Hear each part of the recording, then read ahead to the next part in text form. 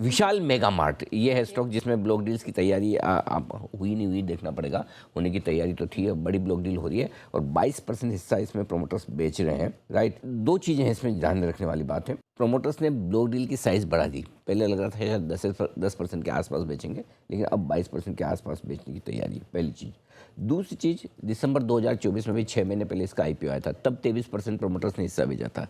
तो दोनों मिला के करीबन करीबन आपका कितना 45% के आसपास की बिकवाली हो गया। बचे ये प्रोमोटर उस समय 8,000 करोड़ में बेचा था और अभी वापस से प्रोमोटर्स की तरफ से करीबन करीबन कितने में है, 9,900 10,000 करोड़ समझ लीजिए। ठीक है, जो IPO आया था, IPO पूरा का पूरा ऑफर फॉर सेल था, ये जाने मतलब उसमें कोई भी पैसा कंपनी के पास गया नहीं।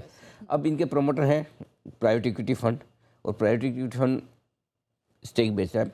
IPO 78 रुपये पे आया था। ठीक है, अब बात ये कि ये बिकवाली के बाद उस समय कुछ पैसा गया नहीं, 75% से थोड़ा सा नीचे लाए थे, 74.5%।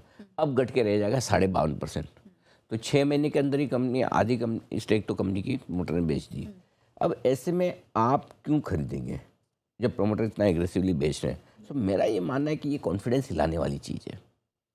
तो ऐसा ही किसी को लग सकता है कि 22 पर, और अब और ये भी हो सकता है कि थोड़ा और आगे चलते हुए बेचें। अब कहने में आप कह सकते हैं भाई प्राइवेट इक्विटी इन्वेस्टर तो इसीलिए आता है वो बेचेगा, लेकिन बेचेगा तो ठीक है, लेकिन इतना एग्रेसिवली बेचना, अब ये भी सोचना पड़ेगा कौन से इन्वेस्टर्स आके ले रहे हैं इतना। नो डाउट कंपनी की परफॉर्मेंस ठीक रही, हम भी स्टॉक पे बुलिश थे, स्टॉक की कंपनी की परफॉर्मेंस को लेकर इशू नहीं है, लेकिन प्रमोटर फिर अगर परफॉर्मेंस अच्छी है, लंबी रहने वाली है, तो फिर प्रमोटर को भी रहना चाहिए ना। इतना बड़ा भर भर के आप बेचेंगे, ट्रक भर भर के पहले दिसंबर में, अब वापस, तो कैसे काम चलेगा? ये थोड़ा सा कॉन्फिडेंस हिलाने वाला। तो अब हम स्टॉक पे अब पॉजिटिव नहीं रहेंगे, हम न्यूट्रल हो जाएंगे, ये मज़ा नहीं आया।